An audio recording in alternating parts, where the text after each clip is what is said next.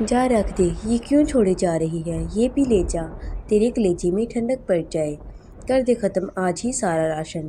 تیرا یہ ابا بینک پر بیٹھا ہے، اور وہ جو آ رہی ہے آوارہ گرد، اسے تو پھپھو نے بھوکا بھیجا ہوگا نا۔ ٹھونستی آ رہی ہوگی پورے راستے، ٹرین کی رفتار سے زیادہ اس کا منہ چل رہا ہوگا۔ آمنہ بیگم نے اونچا اونچا بولتے تھیلے میں موجود بقیہ آلو بھی اقرا کے حوالے کر دیے۔ وہ آلو پکڑے کچن میں دوڑ پڑی، مبادا ان کی توپوں کا رخ اس کی جانب نہ مڑ جائے۔ پوری زندگی گزر گئی، ماہی کی اماں تجھے بات کرنا نہ آیا؟ افتخار صاحب نے شیشے میں دیکھتے آدھے گنجے سر پر ہاتھ سے لکیر کھینچتے کہا۔ بات کرنا آتی ہے، آتا نہیں۔ افتخار صاحب بچپن میں مذکر مونس پڑھ لیے ہوتے تو آج یوں بیوی کے ہاتھوں ذلیل نہ ہو رہے ہوتے۔ انہوں نے صحن میں بکھرے باقی سبزی کے تھیلے سمیٹتے جواب دیا، بات ہوتا ہے ہوتی نہیں۔ ایک تو میری آدھی زندگی تجھ پٹھانی کو تھاتھی سکھاتے ہی گزر جائے گی۔ عمر سے پہلے بوڑھا کر دیا ہے ماہی کی اماں تو نے مجھے۔ افتخار صاحب کو اپنے گنجے سر پر مہندی لگاتے ڈھلتی عمر کا احساس تکلیف دینے لگا تھا، تبھی جل کر بولے تھے، ارے کون سی پٹھانی، تم سے شادی کر کے تو میں اپنی بولی ہی بھول گئی ہوں۔ ہائے کیا بولا کرتی تھی میں پشتو میں جب کسی شادی بیاہ پر گانے گاتی تھی تو وہ جیسے اپنی جوانی کے دنوں میں کھو گئی۔ اے بس کر ماہی کی اماں، تجھے تو تب بھی پشتو نہیں آتی تھی، اور آواز تو وہ تیری مرغے جیسی۔ ہائے میرے ہی کان خراب ہو گئے تھے جو تیرے لالا کی بیاہ پر تیرے پشتو کے گانوں پر دل ہار بیٹھا۔ انہوں نے کندھے پر پڑے تولیے سے آنکھیں رگڑی۔ افتخار صاحب تمہارے تو کان خراب تھے، میری تو قسمت ہی خراب کر دی تم نے، اوپر سے پہلی اولاد بھی تم پر ہی چلی گئی۔ انہیں اب ماہی کا غم کھانے لگا۔ ابا میں آ گیا۔ لکڑی کے دوپٹ پر مشتمل خستہ حال دروازہ نارنجی پٹیالہ شلوار اور دوپٹے کے ساتھ سفید قمیض پہنے ایک خوش شکل لڑکی کے دہاڑ سے کھولنے پر ہل کر رہ گیا تھا۔ اے شیطان کی خالہ، آرام سے، ابھی یہ 15ویں صدی کا لگا دروازہ تیرے ہاتھ میں آ جاتا۔ کم عقل! آمنہ بیگم کی بات پر ماہی نے مڑ کر دروازے کو دیکھا جو ابھی تک تھرتھرا رہا تھا، پھر ایک آنکھ میچ کر مڑی اور افتخار صاحب کو دیکھنے لگی۔ وہاں سے دفعہ کرو۔ سگنل ملتے ہی وہ اچھلتی ہوئی ان کے گلے میں باہیں ڈال چکی تھی، کلائیوں میں پہنی 2.5 درجن کالی چوڑیاں چھنا چھنا اٹھی تھیں۔ آ گیا میرا بیٹا، انہوں نے ماہی کے ماتھے پر بوسہ دیا۔ آنا ہی تھا نا اس کم عقل نے دوبارہ ماں کا خون جلانے، پہلے کیا کم پھوہڑ تھی، اب پھپھو کے ہاں سے آ کر تو رہی سہی عقل بھی چلی گئی ہوگی۔ اماں پھر بول پڑی۔ ابا ماہی نے رونی صورت بنا کر انہیں پکارا۔ اے ماہی کی اماں، خبردار جو میری بیٹی یا بہن کو کچھ کہا تو۔ انہوں نے بیگم کو آنکھیں نکالیں۔ ہاں نہیں تو، ماہی سر ہلا کر بولی، مگر جوں ہی نظر آمنہ بیگم کے چہرے پر موجود سخت تاثرات پر پڑی، وہ دھیرے دھیرے پیچھے کھسکنے لگی۔ شرم نہیں آتی تجھے میاں بیوی کے درمیان پھوٹ ڈالتے؟ رک ذرا تو، انہوں نے جھک کر جوتی اٹھائی۔ وہ اماں، وہ افتخار صاحب کے پیچھے چھپنے لگی۔ ابا مدد کے لیے پکارا۔ وہ ماہی بیٹا، جو جوتا بہت گندا ہے اور حمایتی کو بھی پڑنے کے امکانات ہیں، وہ بے چارگی سے بولے۔ ابا! ماہی ان کو دھکیل کر سیڑھیاں چڑھنے لگی۔ اماں کے جوتے نے اس کا پیچھا کیا۔ اس نے جوتی کیچ کرتے زبان چڑھائی اور آمنہ بیگم کو دوسرا جوتا اٹھاتے دیکھ اوپر بھاگ گئی۔ کچن میں کھڑی اقرا نے اس کو اوپر جاتے دیکھ ماتھے پر ہاتھ مارا۔ او نو، اب بجوں کو پتہ چلے گا کہ ان کا کمرہ سائم بائی کو دے دیا ہے۔ سائم بائی تو گئے کام سے۔ وہ سائم پر فاتحہ پڑھ کر دوبارہ سے چنا چاٹ کے لیے آلو کاٹنے لگی۔ افطاری کا وقت قریب تھا۔ ہائے اللہ! کیا حالت بنا رکھی ہے چھت کی! میں نہیں تھی تو میرے کبوتروں کو بھی کسی نے نہیں پوچھا۔ ابھی ان کی خبر لیتی ہوں۔ ہاں نہیں تو! اس نے چھت پر بنے لال اینٹوں کے ایک چھوٹے سی کمرے کی طرف قدم بڑھائے جو کہ غالباً 20 دن پہلے سے اس کا ہوتا تھا۔ اے اٹھ، تجھے تو میں پوچھتی ہوں، میرے کبوتروں کا کیا حال کر رکھا ہے تو نے؟ اٹھ اقرا کی بچی! اس نے کمرے میں لوہے کی چارپائیوں کی پلنگ پر ڈھیر وجود پر سے چادر کھینچ لی۔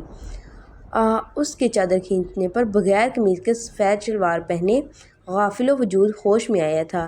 پہلی بار کسی اجنبی کو ایسی حالت میں دیکھ کر اس کا چیخنا ایک بے ساختہ عمل تھا۔ کسی کے روم میں انٹر ہونے سے پہلے ناک کیا جاتا ہے۔ وہ چادر اس سے کھینچ کر اپنے اوپر لیتے ہوئے برہمی سے بولا، او ہیلو مسٹر، یہ روم میرا ہے اور تم مجھے ہی یہاں آنے کے آداب سکھا رہے ہو؟ ہاں نہیں تو! وہ خوفناک نظروں سے چادر میں لپٹے سائم کو دیکھ کر بولی، یہی ہوگی وہ شیطان کی خالہ، الوؤں کی نانی، الوؤں کی دلدادی۔ کم عقل ماہی، اس نے دل میں سوچا۔ یہ سب خطاب وہ آمنہ کے منہ سے پچھلے 20 دن میں ماہی کے لیے سن چکا تھا۔ کیا بڑبڑا رہے ہو؟ اٹھو اور نکلو میرے کمرے سے، نہیں تو تیریاں ہڈیاں دا پرتا بنا دینا میں۔ ہمیشہ کی طرح وہ غصے میں اردو سے پنجابی پر شفٹ ہو چکی تھی۔ جی۔ اس کی باتوں پر کان لپیٹے لیٹا سائم پنجابی میں کہا گیا جملہ نہ سمجھ سکا تھا، تبھی اٹھ کر حیرانی سے اسے دیکھنے لگا۔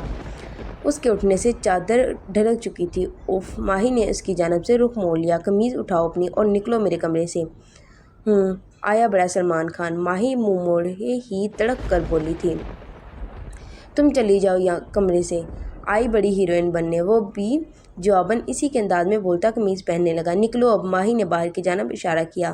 وہ اتنی عزت افزائی پر اسے گھورتا اپنے جوتے پاؤں میں پھنساتا کمرے سے نکل گیا۔ پاگل لڑکی! جاتے جاتے وہ اسے سلگانے کو بول گیا جو پشتو میں تھا، مگر وہ نہیں جانتا تھا کہ وہ اس کے گلے پڑ جائے گی۔ کیا کہا؟ ماہی نے اس کا راستہ روکا۔ ہٹو آگے سے، وہ بیزاری سے بولا۔ ماہی نے غصے سے 6 فٹ کے قد کے ساتھ حد سے زیادہ سفید رنگ اور سیاہ گہری آنکھوں والے شخص کو دیکھا۔ ابھی کیا کہا تم نے؟ پشتو میں گالی دو گے مجھے اور میں سمجھ نہیں سکوں گی؟ ہاں، میں نہ صحیح، میری اماں پٹھانی ہے، خوب جانتی ہوں تم لوگوں کی بولی۔ ہاں نہیں تو؟ چلو شرافت سے بتاؤ ابھی کیا کہا؟ وہ دونوں ہاتھ کمر پر ٹکائے آخر میں ہاتھ سے اشارے کرتی ہوئی بولی۔ تم تو خوب جانتی ہو ہماری بولی، تو اب سمجھ جاؤ کیا کہا میں نے۔ اور چوڑیوں کی دکان، آپ کے لیے عرض ہے کہ میں نے کوئی گالی نہیں دی، تعریف کی ہے، جملے کے آخر میں شرارتاً کہا گیا تھا، جبکہ ماہی تو اس کی چوڑیوں کی دکان کہنے پر ہی تلملا اٹھی تھی۔ دفع ہو جا، ڈب کر منحوس مارا، تیری ماں تیریاں ٹنگا پنے، تیرا ابا تیرا کیما بنائے، تمہاری اماں تمہاری ٹانگیں توڑے، تمہارا ابا تمہارا کیما بنائے۔ وہ اس کو سناتی ہوئی جا کر کمرے میں بند ہو گئی۔ سائم باہر ہی کھڑا رہ گیا۔ خالہ صحیح کہتی ہیں، اس کے بارے میں کم عقل، اللہ جانے کیا کیا بول کر چلی گئی مجھے، وہ سوچتا ہوا سیڑھیاں اترنے لگا۔ ابا! وہ صحن میں بچھی چارپائی پر افتخار صاحب کے برابر آ بیٹھی تھی۔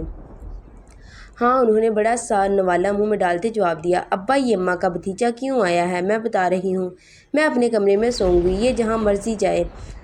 ماہی نے خفا ہوتے ہوئے کہا۔ ماہ رمضان کی وجہ سے اس کا میوزیکل انسٹیٹیوٹ بند ہے آج کل، عید کے بعد کھلے گا۔ سب دوست اپنے اپنے گھروں کو روانہ ہو گئے تو تیری اماں نے اسے یہاں بلوا لیا۔ وہ رغبت سے کھاتے ساتھ ساتھ بول بھی رہے تھے، تو یہ بھی اپنے گاؤں جا مرتا یہاں کیا لینے آیا ہے؟ ماہی نے کوفت سے کہا۔ اس کی انبن چل رہی ہے اپنے دادا کے ساتھ، وہ کہتے ہیں شادی کر لے پھر بھلے چلے جائے کینیڈا، بس اسی وجہ سے سال ہو گیا ہے گھر نہیں گیا۔ افتخار صاحب نے کھانا ختم کر کے پانی کا گلاس بھرا۔ تو کینیڈا جانے والی شکل ہے اس لنگور کی؟ ماہی جل کر بولی۔ ایسی بات نہیں، 4 بندوں کا میوزیکل بینڈ ہے اور کینیڈا میں بڑے پروگرام میں سلیکشن بھی ہو گیا ہے ان کا، 2 مہینے بعد جانا ہے، بس اس کا دادا چاہتا ہے ان 2 مہینوں میں یہ کسی طرح شادی کر لے۔ ان کی بات پر ماہی سوچنے لگی کہ بندہ شکل سے اتنا قابل نہیں لگتا جتنا حقیقتاً ہے۔ ابا، اس کارٹون کو کوئی لڑکی دے گا تب کرے گا نا شادی؟ اپنی بات پر وہ خود ہی کھلکھلا کر ہنس دی۔ افتخار صاحب بھی مسکرانے لگے۔ ہر وقت گدھوں کی طرح کھی لگائے رکھنی ہے، یہ نہیں کہ اماں کا ہاتھ بٹا دے۔ صحن کے ایک کونے میں بنے کچن سے آمنہ بیگم کی ہاتھ میں سالن کا ڈونگا لیے نمودار ہوئی۔ اسی وقت سائم بھی تراویح کی نماز پڑھ کر مسجد سے آیا تھا۔ کیا اماں اتنی بھوک لگی تھی؟ کچن میں کھڑے ہونے کی ہمت ہی نہ ہوئی۔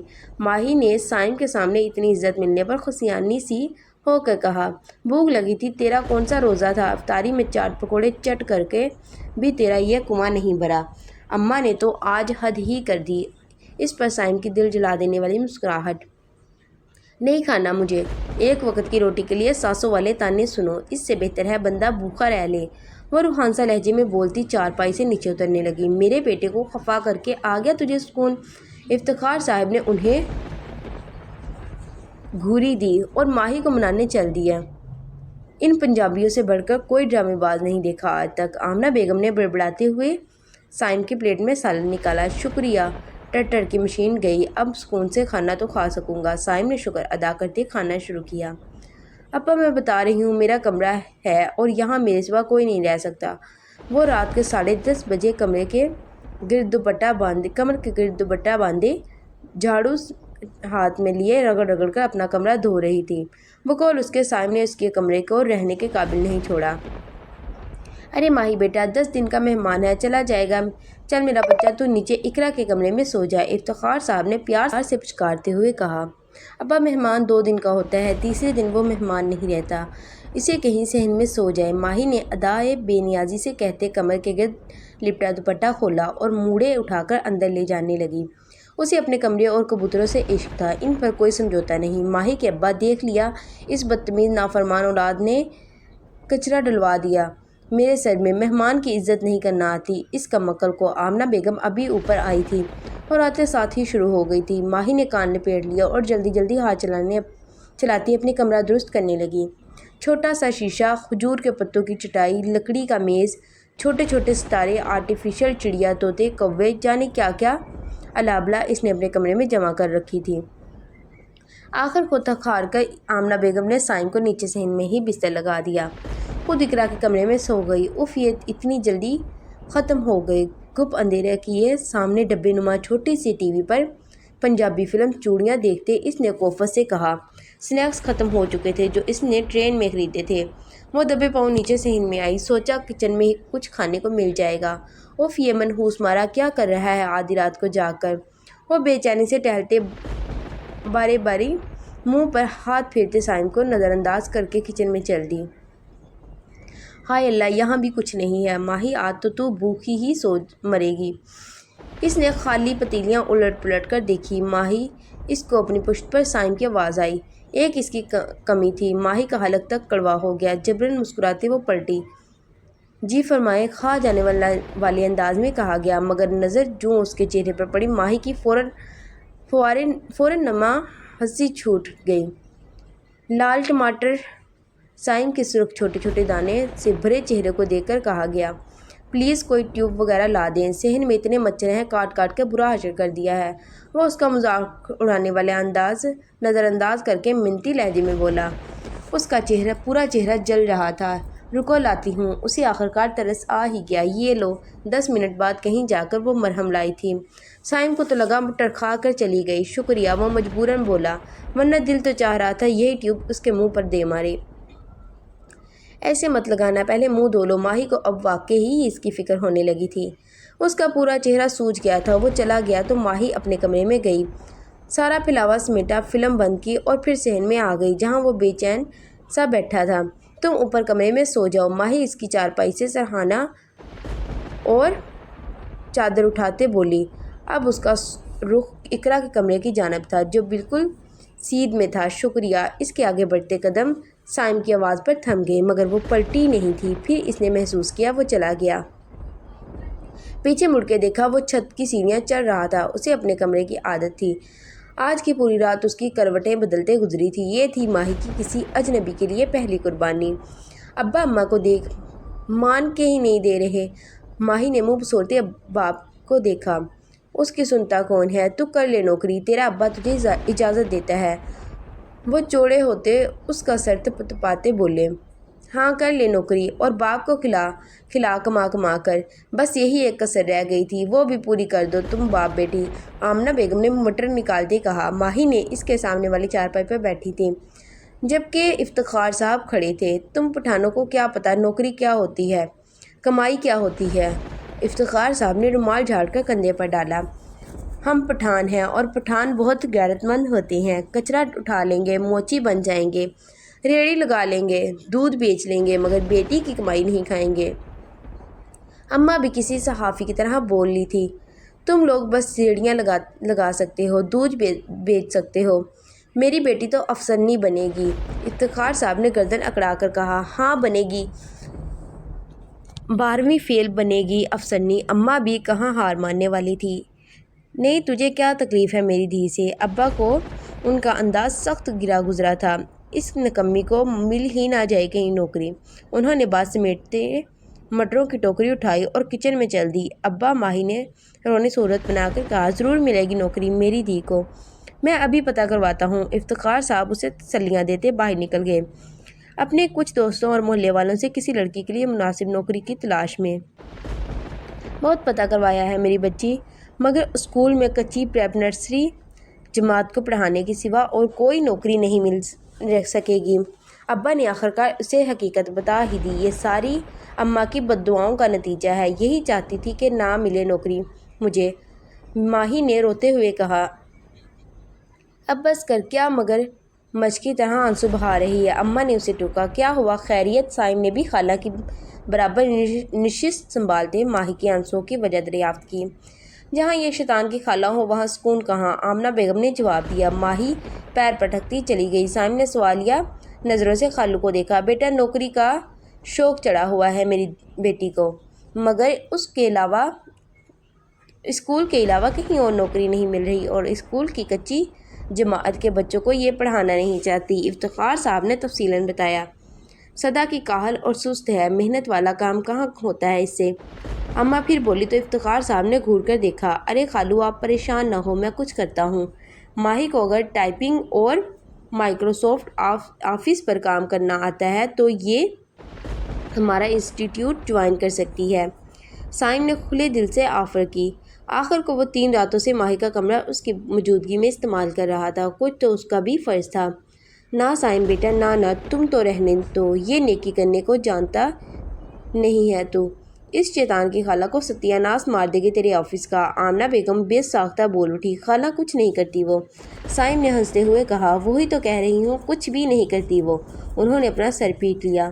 وہ سب عشاء کی نماز بما تراویح پڑھ کر صحن میں بچھی چارپائیوں پر براجمان گرما گرم ماہی کے ہاتھوں کے بنے چائے کے مزے لے رہے تھے۔ اس میں کوئی شک نہیں کہ وہ چائے بہت زبردست بناتی ہے۔ ماہی صائم کو بتا دے تجھے کیا کیا آتا ہے، اگر ممکن ہوا تو یہ تجھے اپنے دفتر میں نوکری دے دے گا۔ افتخار صاحب نے بات کا آغاز کیا۔ سچی ابا؟ وہ صائم کو نظر انداز کرتی پرجوش انداز میں بولی۔ پہلے آپ کا ٹیسٹ ہوگا، پھر سلیکشن، صائم نے کہہ کر چائے کی پیالی ہونٹوں سے لگائی۔ ماہی نے اس کی آنکھوں میں ناچتی شرارت صاف دیکھی تھی۔ ہاں، پاس کر لوں گی میں ٹیسٹ۔ شکل دیکھی ہے؟ ہیری پوٹر کا پارٹ 2 آیا، بڑا مجھ سے ٹیسٹ لینے۔ بیٹا، تجھے نانی نے یاد کروا دی تو میرا نام بھی ماہی نہیں۔ اپنے نادر خیالات پر وہ خود ہی مسکرا دی۔ حالانکہ FSC میں آپ فیل ہو گئی تھی۔ صائم نے اس کی دکھتی رگ پر ہاتھ رکھا۔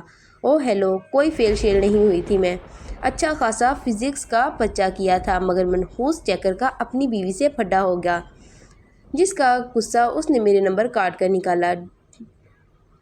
اللہ پوچھے ڈوب مرے کہیں وہ منحوس، اللہ پوچھے اس کمینے کو۔ وہ بولتے بولتے ایک بار پھر پنجابی پر آ چکی تھی۔ ماہی دفع ہو تو، کہیں جا کر استاد کو گالیاں دے رہی ہے۔ اماں کا جوتا اس کے سر کے اوپر سے گزرتا سین کے آخر میں لگی موٹر میں اٹک گیا۔ لو کر لو گل، ایک ہی جوتی تھی اماں تیرے پاس مارنے کو، وہ بھی ٹوٹ گئی۔ وہ بھی گئی، وہ ڈھیٹوں کی طرح بیٹھی رہی۔ رک، ایک اور بھی ہے۔ دوسرا جوتا سیدھا ماہی کے کندھے پر لگا۔ ابا، اس کی تیکھی آواز میں چیخنے پر صائم نے کانوں میں انگلیاں ٹھونس لی۔ ماہی کی اماں، کسی کے سامنے تو میری دی کی عزت رکھ لیا کر۔ افتخار صاحب نے صائم کے سامنے ہی شروع ہو گئے۔ مت بولو مجھے ماہی کی اماں، اس موٹی عقل کی اماں نہیں ہوں میں۔ آمنہ بیگم بھی دوب دوب بولی۔ لگتی بھی نہیں ہے، ستیلی ہوں میں، کچرے کے ڈھیر سے اٹھایا تھا، آج پتہ چل گیا ہے مجھے۔ ماہی بھی مگرمچھ کے آنسو بہاتی چھوٹی سی ناک کو بار بار شہادت کی انگلی سے رگڑتی بولی۔ رک، تیری زبان ایسے بند نہیں ہوگی، رک جا تو۔ آمنہ بیگم نے ادھر ادھر جوتے کی تلاش میں نظر دوڑائی۔ اپنے دونوں جوتے مار چکی تھی۔ صائم کی کھیڑی نظر آئی، وہی اٹھا لی۔ ارے خالہ، صائم نے جب اپنی نئی نویلی کھیڑی ان کے ہاتھ میں دیکھی تو دہل کر رہ گیا۔ خالہ اسے رکھ دو۔ صائم نے ان کے ہاتھ سے اپنی جوتی واپس لے لی۔ اسے ماہی سے زیادہ اپنی کھیڑی کی فکر تھی۔ جا ماہی، تو جا کر تیاری کر، کل صائم تیرا امتحان لے گا۔ جا میرا بچہ، ابا نے اسے جانے کا کہہ دیا۔ وہ بھی فوراً اپنی نشست چھوڑ کر چکی تھی۔ اب اس کی فارمیٹنگ کر کے دکھائے، صائم نے زچ آ کر کہا۔ پچھلے 1 گھنٹے میں اس نے 2 کالمز ٹائپ کیے تھے۔ کس کی؟ اس کی۔ ماہی نے کمپیوٹر کی اسکرین پر لکھی 2 لائنز کو دیکھ کر کہا۔ What, only 2 lines? صرف 2 لائنیں؟ بقیہ کہاں ہے؟ صائم نے اچنبھے سے پوچھا۔ مینوں کی بتاؤ، ویئر از دس؟ انگریزی دی اولاد، ماہی بڑبڑائی۔ کیا مطلب کہ تمہیں نہیں پتہ؟ تم نے ریموو کی ہیں تو غائب ہوئی ہیں نا۔ کہ ایسے ہی جادو سے ہو گئی۔ وہ تب کر بولا، 1 گھنٹے سے ٹائپ کیے گئے 2 کالم بھی اب غائب تھے۔ اس کا غصہ ہونا فطری عمل تھا۔ اوہ ہیلو، ہولے ہولے کول ڈاؤن مسٹر سائم کو کول ڈاؤن۔ یہ چھوٹے چھوٹے مسئلوں پر ڈھینڈے جیسی بوتھی نہیں بنا لینی چاہیے۔ ارے وڈے وڈے شہروں میں یہ چھوٹی چھوٹی گلاں ہو جاندیاں نے۔ وہ ہنستے ہوئے بول رہی تھی، مگر جیسے ہی نظر سائم کے لال بھبوکا چہرے پر پڑی، اس کی مسکراہٹ سکڑ گئی اور شکل پر خود بخود مسکینی اتر آئی۔ اس طرح انٹرویو دیتے ہیں؟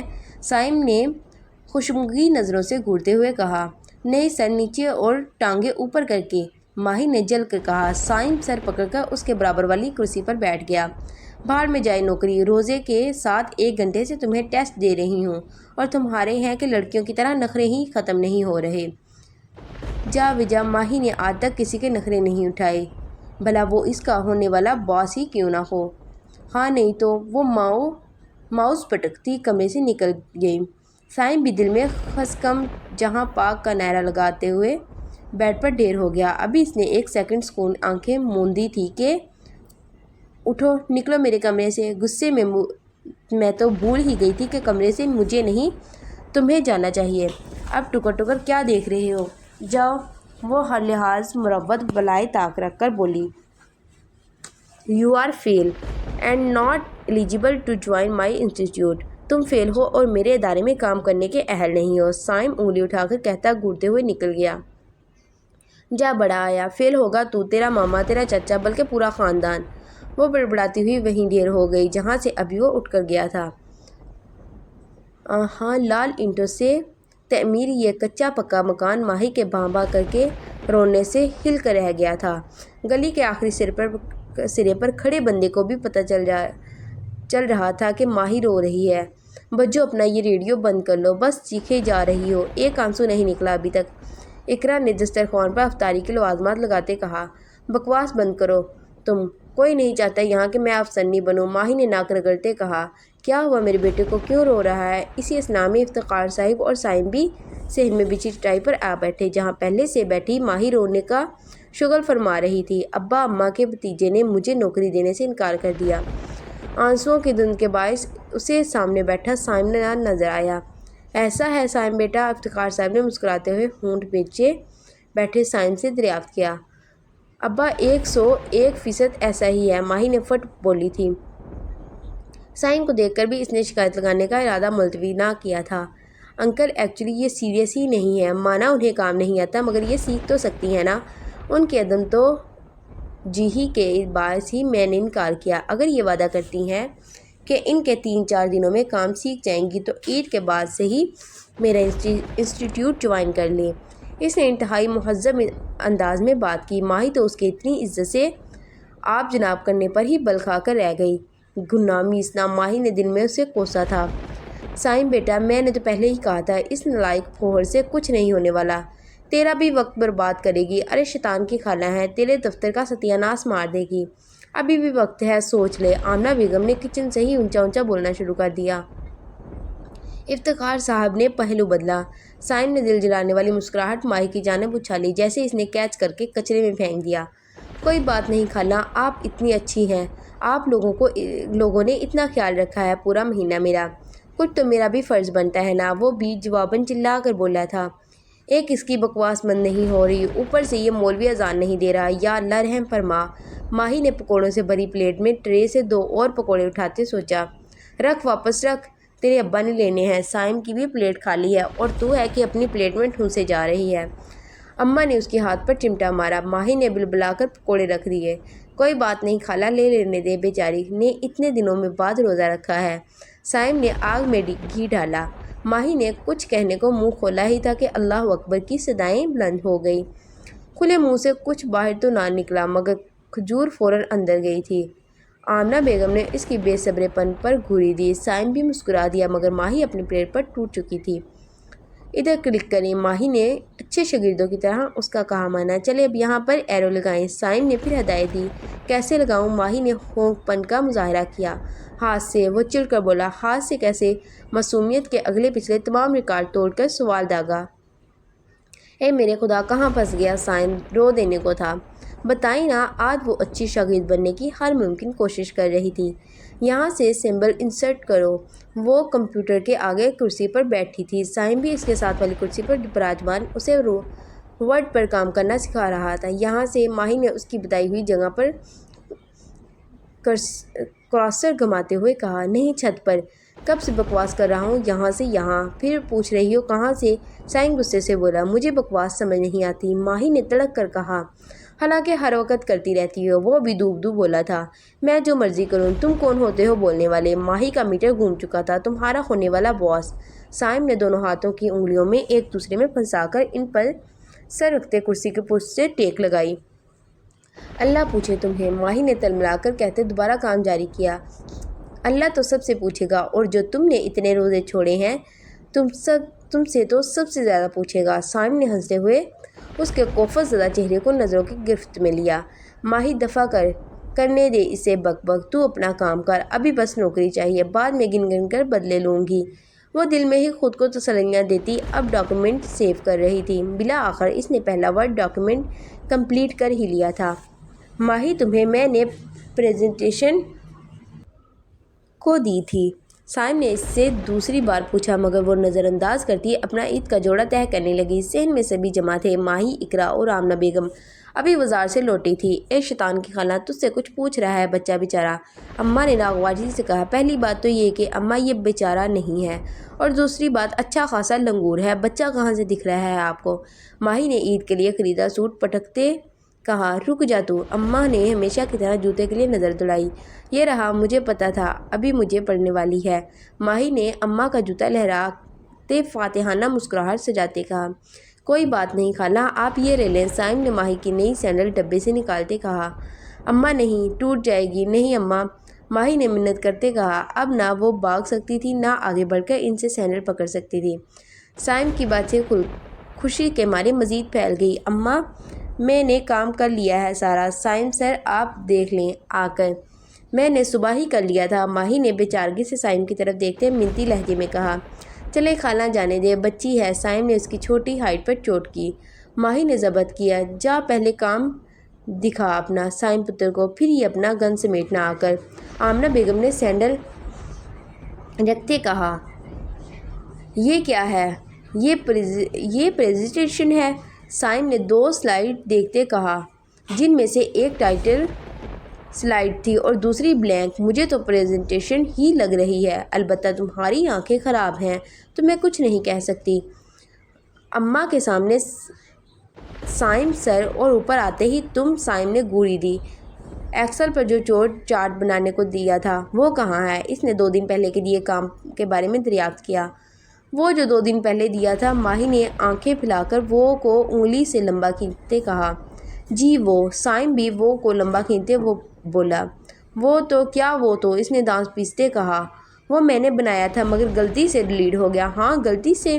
ماہی نے بروقت ایک بھونڈا بہانہ تلاش کیا تھا۔ اچھا کیسے بنایا تھا؟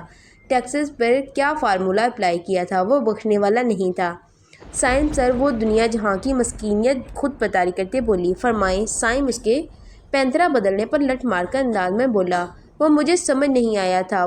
اس نے انگلیاں مروڑتے کہا، آپ کو آنا بھی نہیں ہے، اسی لیے آپ گھر بیٹھیں۔ وہ کہہ کر چل دیا۔ ماہی اس کی پشت کو گھورنے لگی، ایویں ہی گھر بیٹھے، انسٹیٹیوٹ تو میں جوائن کر کے ہی رہوں گی۔